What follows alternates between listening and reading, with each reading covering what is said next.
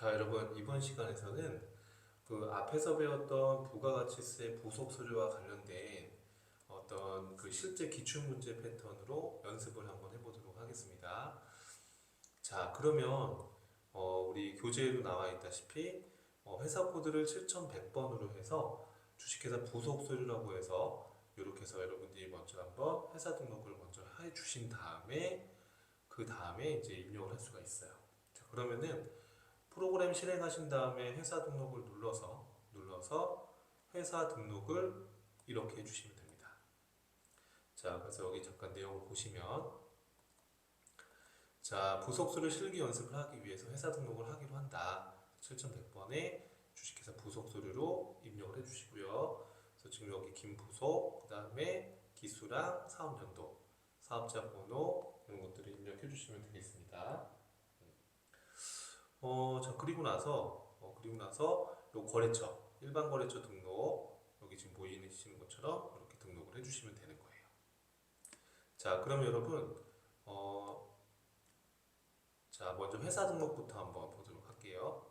회사 등록부터. 그리고 여기 카드 거래처도 나와 있고, 자, 그러면은 회사 등록을 먼저 해주시면 돼요. 이렇게 10기 2024년도 1월 1일부터 24년도 12월 말일까지 사업자 번호 입력해 주시고 대표자 이름, 주소 나와 있는 거 가로 공원로 172라고 돼 이쪽으로 등록해 주시고요. 그 다음에 주소 입력해 주시면은 요 밑에 뭐 강사세무서나 이런 것들은 다 걸리니까 이렇게 해서 입력을 해 주시면 되겠습니다.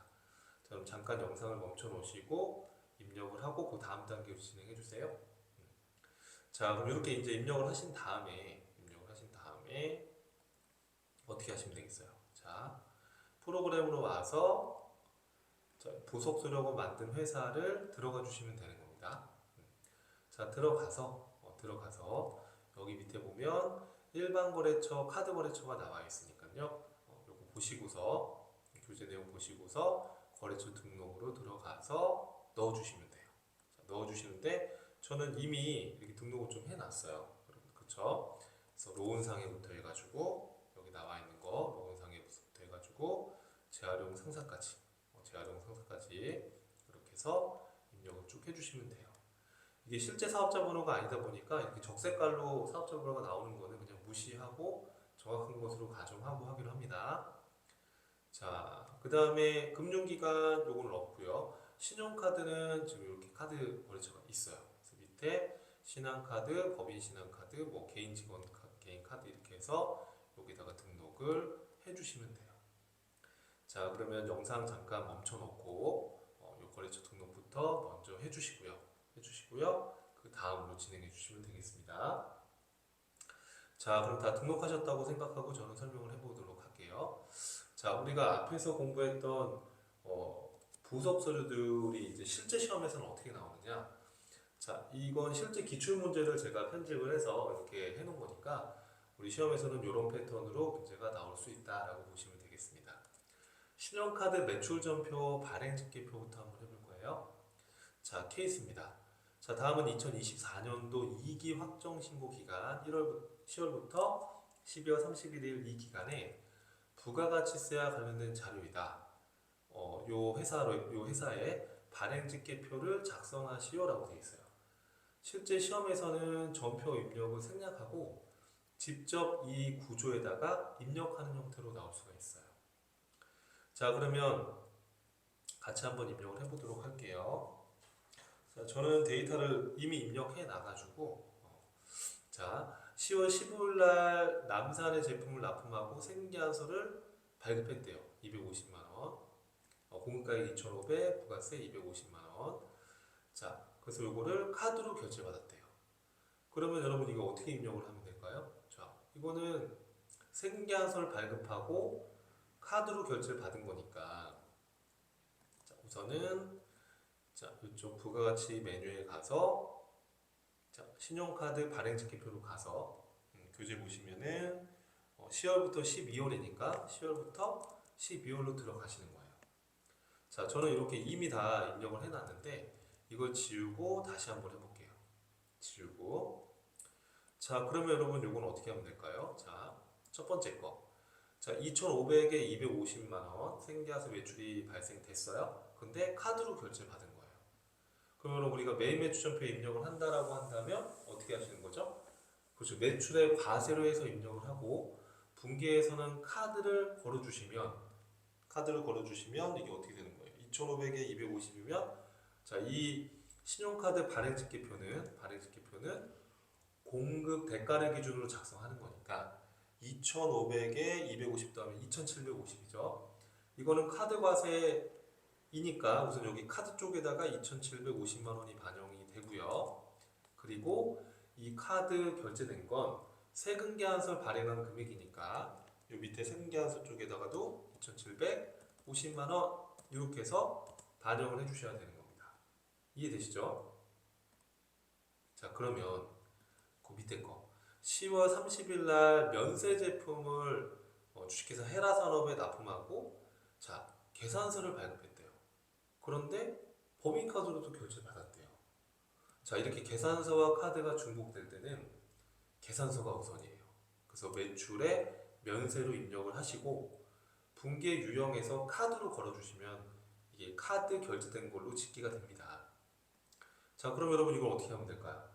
자, 우선은 카드로 매출하긴 했는데 이게 카드 전표 발행하긴 했는데 면세 품목이니까 우선 면세 쪽으로 들어가는 거예요. 면세 쪽으로 얼마가 들어가요? 700만 원이라고 아까 했었죠. 700이 들어가는데 이거는 카드 결제된 거지 실제로 계산서 발급한 게 700이다라는 거예요. 이렇게. 자, 그럼 이렇게 우리가 신고를 하게 되면 이렇게 해서 저장을 눌러주게 되면 이게 한 문제가 되는 거예요. 이해되시죠, 여러분? 그래서 이렇게 해서 우리 교재에도 해답에도 이렇게 제가 설명을 달아놨으니까 공급 대가를 기준으로 하고 우리가 카드 과세에 대해서는 생계한서 발급분, 그다음 계산서는 이렇게 면세에 대해서는 이렇게 해서 반영을 해주시면 되는 겁니다. 자, 두 번째 사례로 한번 가볼게요. 자, 부동산 임대 공급가액 명세서 작성하는 실전 사례입니다. 다음 자료를 바탕으로 해서 2기 확정 신고 기간 10월에서 12월 기간 동안에 부동산 임대 공급가액 명세서를 작성하고 간주 임대료에 대한 부가가치세를 매입 매출표에 입력을 하시오라고 되어 있어요. 자, 부가가치세 신고서에 반영하시오. 자, 정기 임대료나 관리비 수입은 이미 매입 매출표에 입력되어 있으니까 그건 입력하실 필요 없고, 자, 시험 문제가 이렇게 나왔을 때는 지시 사항만 해주시면 돼요. 우리가 막 상상해가지고 이걸 할 필요는 없어요. 자, 분명히 문제에서 자, 간주 임대료에 대한 것만 입력하라고 했으니까 그것만 입력을 해주시면 되는 거예요. 자, 간주 임대료에 대한 정기예금 이자율은 3.5%로 가정한다. 자, 이게 실제 기출문제 패턴입니다. 자, 그러면 이렇게 임대 현황에 대한 정보가 나와 있고요. 그리고 요거를 입력해 주시면 되는 건데, 자, 그러면은 자, 이게 시험 문제에서가 나왔다 그러면 이제 시험장에서 어떻게 대처하시면 돼요? 자, 부가가치세 매뉴얼에 부동산 임대 공급가액 명세서. 자, 부동산 임대 공급가액 명세서 세 번째 줄에 있죠. 이걸 들어가시고요. 자, 지금 문제를 제가 읽어보니까 10월에서 12월이에요. 그러면 10월에서 12월로 들어가시고요.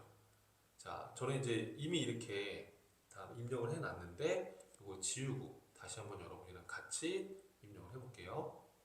자, 문제 보시면은 10월에서 12월에 대한 거고요. 자, 거기 임대 현황을 보니까 여기 임대 현황을 보니까 자, 동이랑 층수랑 면적이랑 이런 것들 다 나와 있고요. 주의사항은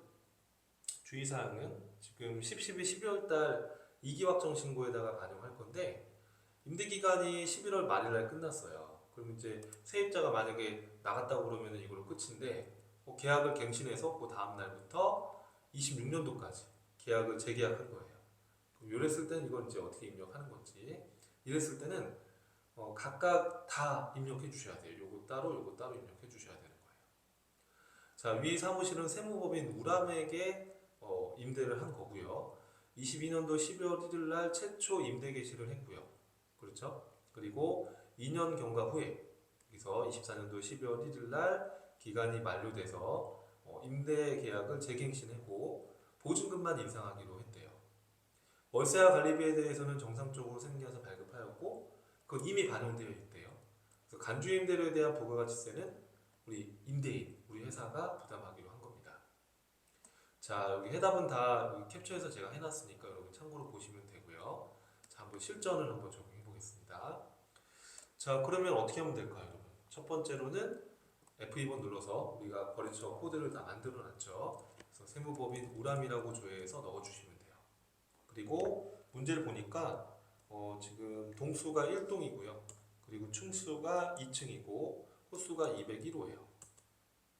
이렇게 해서 입력을 해주시고 면적은 거기 보니까 120m 제곱미터, 용도는 사무실이라고 문제에 나와 있어요. 자, 임대 기간은 2022년도 12월 1일 날 개시했다고 아까 얘기했고요. 2년 계약이니까 24년도 11월 30일까지 계약이 된 거죠. 그러면 이 기간 동안에는 보증금이 문제에 보니까 3천만 원이고요. 월세는 170만 원입니다. 그리고 관리비는 30만 원이에요. 이렇게.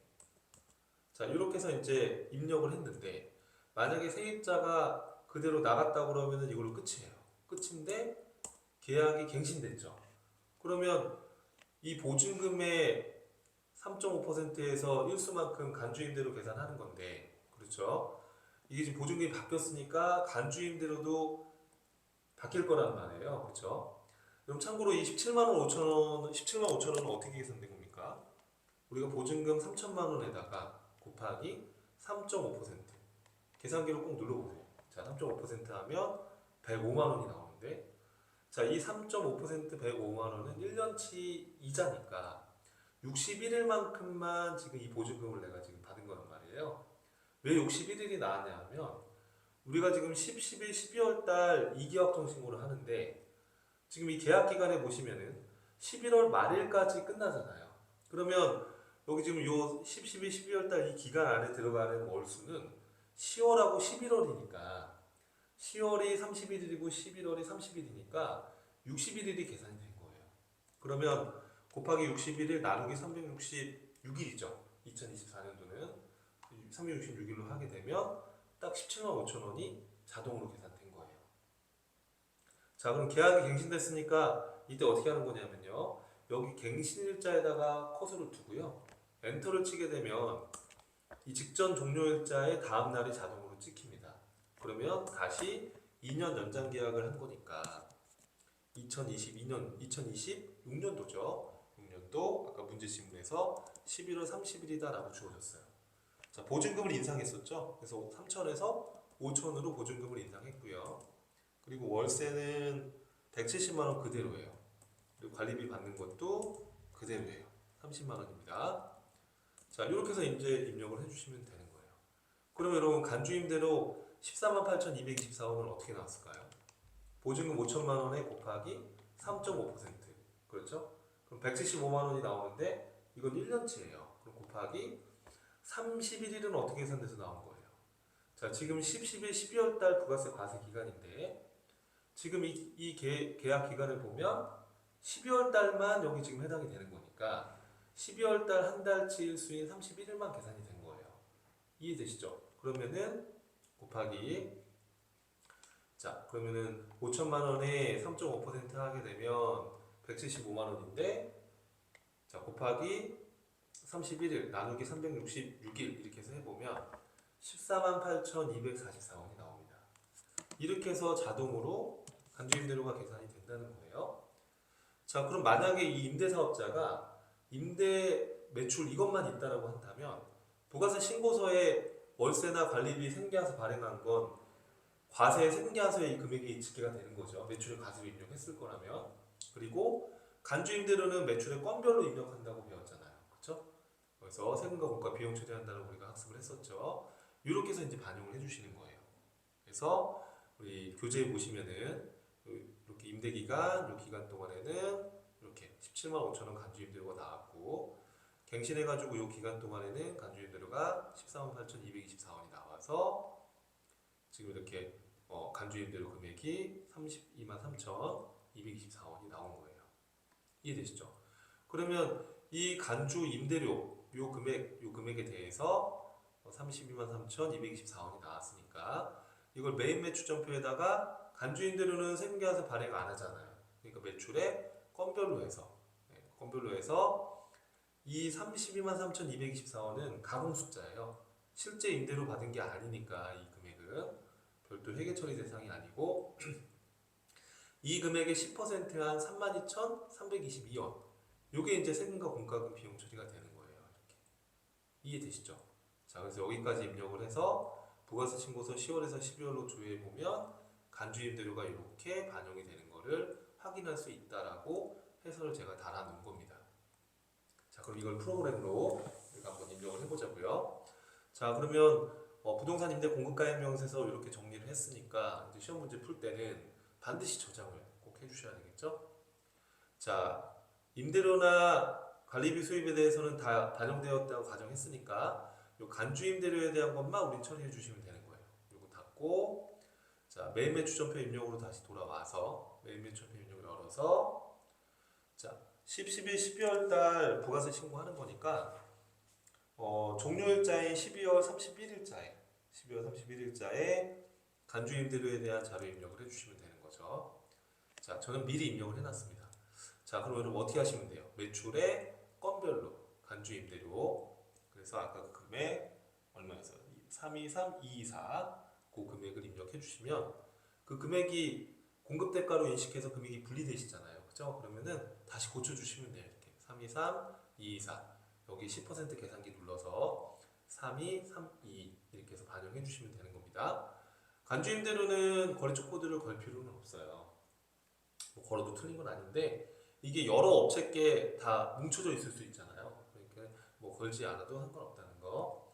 자, 그리고 혼합으로 들어가서 자, 이 32만 3,224원은 실제로 임대료 매출이 아니죠. 실제로 임대료를 받은 게 아니라 임대료로 간주하는 거잖아요. 정부에서. 그렇죠? 그래서 우리는 이게 가공 숫자이기 때문에 32만 3,224원은 회계 처리 대상이 아닌 겁니다. 그러면 여기 10%인 32,322원만 우리가 세금과 공과 비용으로 처리해 주시면 되는 거예요. 이렇게. 이해하시겠죠, 여러분? 자, 이렇게 해서 입력을 해주시면 만약에 시험 문제에서 이제 부가세 신고서까지 반영해봐라 라고 나오면 신고서 조회해 주시면 되는 거예요. 신고서 들어가서 10월 1일부터 12월 31일까지 조회해 주시면 이렇게 지금은 저는 이제 그 뒤에 있는 문제들도 다 입력을 해놨다 보니까 이렇게 이제 데이터가 불러왔는데 여러분들은 이것만 불러오셨을 거예요. 그래서 32만 3,224원이 이렇게 불러온다. 불러오신 다음에 저장 눌러주시면 되는 거고요.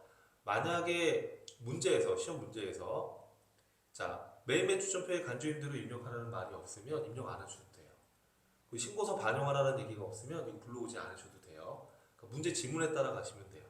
그럼 만약에 부동산 임대 공급가의 명세서만 작성하라고 나왔다면 이것만 작성해 주시면 끝나는 거예요. 그러니까 상황에 맞춰서 지시된 것까지만 하시면 되는 거예요.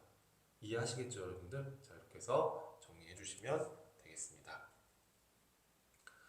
자, 그래서 그럼 이번 시간은 이렇게 부동산 임대 공급가의 명세서까지 같이 봤고요. 다음 시간에서는 또 수출 시점 명세서나 다음 실전 문제들을 같이 한번 연습해 보도록 하겠습니다. 수고하셨습니다.